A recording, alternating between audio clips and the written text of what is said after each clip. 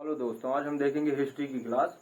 History कुछ नहीं, अतीत में बीते हुए कालखंडों को हिस्ट्री कहते हैं। जो अतीत में समय बीत गया, जैसे कोई कल समय इम्पोर्टेंट बीत गया, उसे इतिहास ही कहेंगे आज।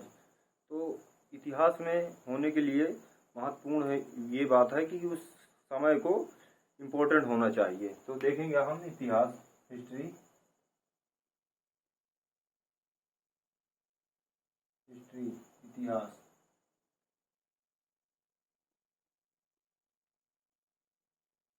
इतिहास को 3 कालखंडों में बांटा गया है: प्राग इतिहास, आद्य इतिहास और इतिहास। प्री हिस्ट्री, प्रोटो हिस्ट्री और हिस्ट्री। इसके 3 कालखंडों में बांटा गया है। प्राग इतिहास,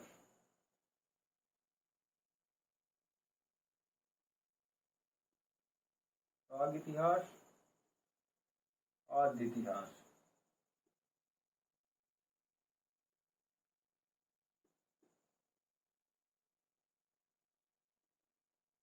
और इतिहास। 3 कालखंडों में बांटा गया है: प्राग इतिहास, आद्य इतिहास और इतिहास। प्री हिस्ट्री,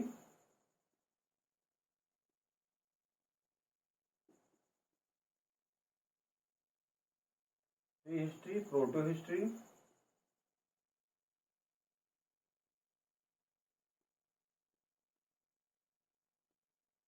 प्रोटो हिस्ट्री और हिस्ट्री। और हिस्ट्री। इतिहास को 4 कालखंडों में पढ़ा जाता है: प्राचीन का इतिहास, मध्य इतिहास, आधुनिक इतिहास और विश्व का इतिहास। इतिहास को 4 कालखंडों में बांटा गया है: प्राचीन इतिहास, प्राचीन इतिहास, मध्य इतिहास, आधुनिक इतिहास, आधुनिक इतिहास और विश्व का इतिहास। विश्व का इतिहास 4 कालखंडों में बांटा गया है। प्राचीन इतिहास में हम 2000 सालों का वर्णन पढ़ते हैं। 2000 साल का समय था। प्राचीन इतिहास 2000 साल का कालखंड था। इसमें हम 2000 सालों का वर्णन पढ़ते हैं प्राचीन में। और मध्यकाल जो था, मध्य इतिहास, वो 600 साल का 600 साल का था। मध्य इतिहास में हम देखते हैं मुगल वंश के बारे में और दिल्ली सल्तनत के बारे में। ये 600 साल का काल था। मुगल वंश और दिल्ली सल्तनत के बारे में, दिल्ली सल्तनत के बारे में हम देखते हैं। आधुनिक इतिहास, आधुनिक इतिहास 200 सालों का है। आधुनिक इतिहास में हम देखते हैं जब से ब्रिटिश, अंग्रेज हमारे भारत में आए, तब से लेकर भारत की आज़ादी तक 200 सालों का कालखंड है जो हम देखते हैं। इसमें आधुनिक इतिहास में देखते हैं 200 सालों का कालखंड। विश्व के इतिहास में, विश्व के इतिहास में देखते हैं हम, विश्व के इतिहास में हम देखेंगे कि प्रथम विश्व युद्ध, द्वितीय विश्व युद्ध, इटली का एकीकरण, जर्मनी का एकीकरण, चीन की क्रांति, बोल्शेविक क्रांति, खूनी रविवार। विश्व के इतिहास में हम ये सब पढ़ते हैं। जैसे प्रथम विश्व युद्ध, प्रथम विश्व युद्ध, द्वितीय विश्व युद्ध, जर्मनी का एकीकरण,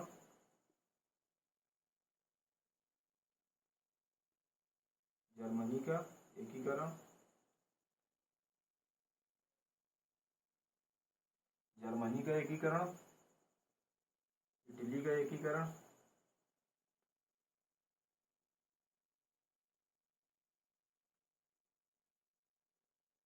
इटली का एकीकरण, चीन की क्रांति,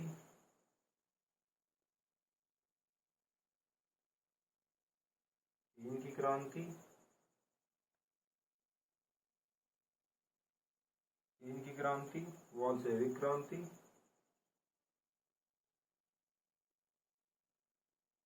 बोल्शेविक क्रांति, खूनी रविवार।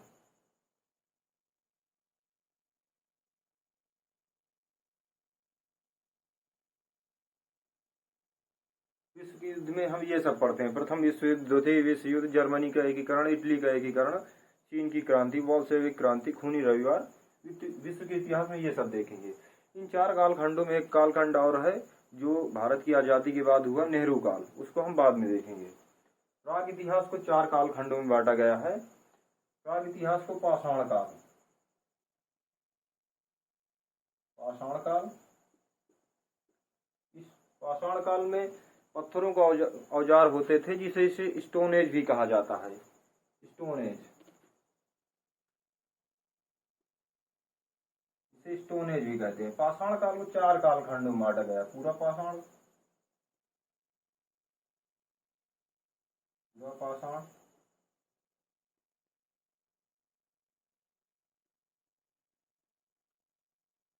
पूरा पाषाण, मध्य पाषाण,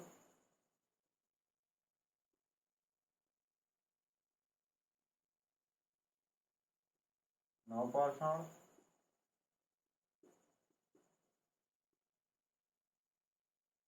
उत्तर पाषाण।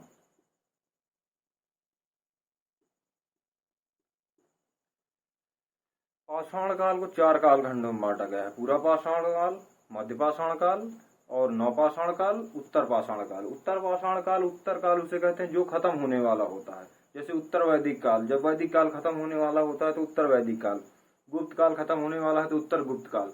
ऐसे ही पाषाण काल जब खत्म होने वाला है तो उत्तर पाषाण काल। उत्तर पाषाण काल को ही हम ताम्र पाषाण काल भी कहते हैं, ताम्र पाषाण काल। ताम्र पाषाण काल इसलिए कहते हैं क्योंकि इस समय, उत्तर पाषाण काल के समय तांबे की खोज हो चुकी थी, तो इसे ताम्र पाषाण कहते हैं। पूरा पाषाण काल, पूरा पाषाण काल के मानव जो थे वो ऐसे ही रहते थे, जहाँ खाना मिला वहाँ खा लिया। और इस समय मानव आदि मानव के रूप में था, आखेटक मानव था, शिकार करना और शिकार करने के बाद भोजन करना और जहाँ शिकार मिलना वही रह जाना। आखेटक मानव था, आदि मानव था। और इस समय मोस्ट इम्पोर्टेंट जो खोज हुई थी वो आग की खोज हो चुकी थी। तो इस समय सबसे जो अच्छी चीज हुई वो आग की खोज, आग की खोज हो चुकी थी। इस समय के मानव पत्थर लड़ाकर आग की खोज कर चुके थे। तो सबसे जो मोस्ट इम्पोर्टेंट चीज है वो पूरा पाषाण काल में आग की खोज हो चुकी थी, जो इन्हें आगे बढ़ने में मदद किया। मध्य पाषाण काल में हथियार छोटे हो गए, हथियार छोटे।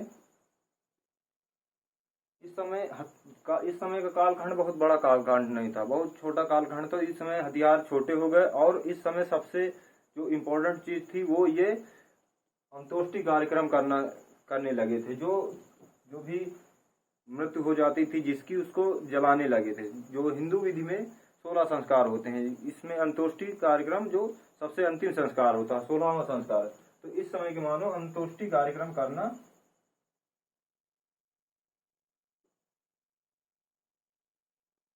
अंत्येष्टि कार्यक्रम करना शुरू कर दिया था। और नवपाषाण काल, नवपाषाण काल देखेंगे। नवपाषाण काल में के समय मानव खेती करना सीख गया। नवपाषाण काल के समय मानव खेती करना सीख गया। जब मानव खेती करना सीख गया तो उसने स्थायी आवास बनाए, स्थायी आवास रहने के लिए स्थायी आवास बनाए।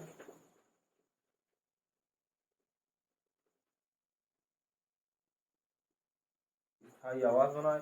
स्थायी आवास बनाने के बाद मानव ने सबसे पहले जानवर पाला, वो जानवर था कुत्ता। इन्होंने सबसे पहले कुत्ता पाला, जो कम खाकर ज्यादा रखवाली कर लेता था। उसके बाद खेती हुई। खेती में जब अनाज होता तो उसको ले जाने के लिए इन्होंने पहिए का आविष्कार किया, पहिए का आविष्कार किया। और अनाज को रखने के लिए इन्होंने मन का बनाया, घड़ा बनाया। और देखेंगे, इसके बाद हम देखेंगे उत्तर पाषाण काल। उत्तर पाषाण काल में तांबे की खोज हुई।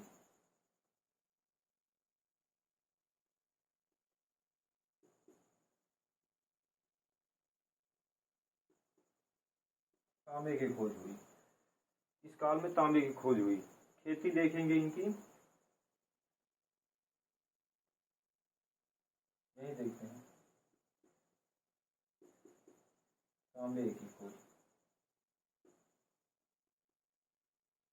उत्तर पाषाण काल में तांबे की खोज की।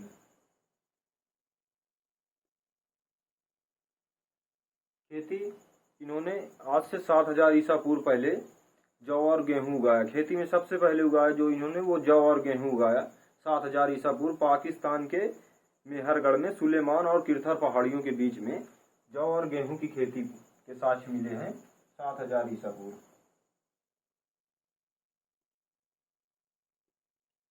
7000 ईसा पूर्व सबसे पहली खेती जौ और गेहूं।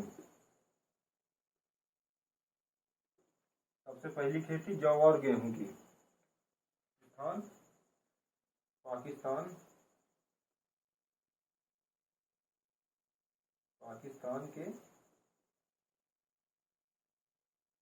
मेहरगढ़, पाकिस्तान के मेहरगढ़ में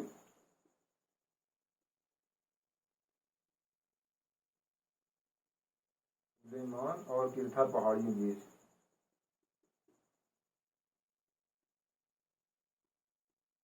सुलेमान और किरथर पहाड़ियों के बीच सबसे पहले जौ और गेहूं उगाया गया। चावल के साक्ष्य कोल्डीवा से मिले, इलाहाबाद के कोल्डीवा से मिले चावल के साक्ष्य। देखेंगे चावल के साक्ष्य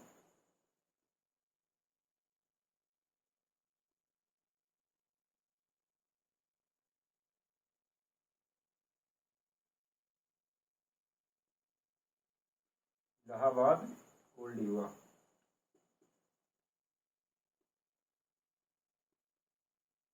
इलाहाबाद के कोल्डीवा से मिले चावल के साक्ष्य।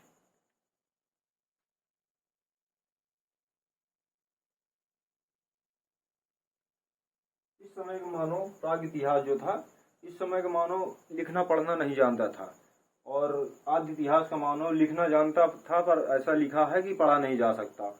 इतिहास हिस्ट्री ऐतिहासिक मानव जो था वो लिखना भी जानता था और पढ़ना भी जानता। प्राग इतिहास के मानव लिखना पढ़ना कुछ नहीं जानते थे।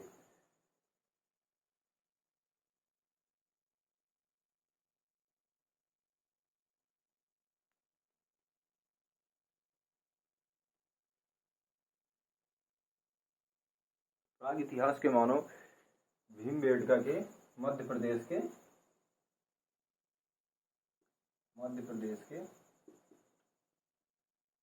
रायसेन जिला, मध्य प्रदेश के रायसेन जिला में भीमबेटका गुफा में,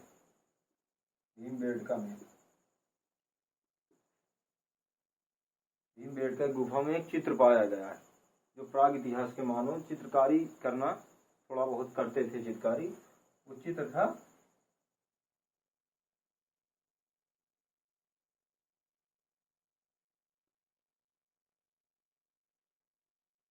कुछ इस प्रकार का चित्र बनाया था उन्होंने भीमबेटका की गुफा में। शिकार करने वाला मानव। और आज हम यही देखेंगे, अगले क्लास में देखेंगे आदि इतिहास, प्रोटो हिस्ट्री के बारे में पढ़ेंगे।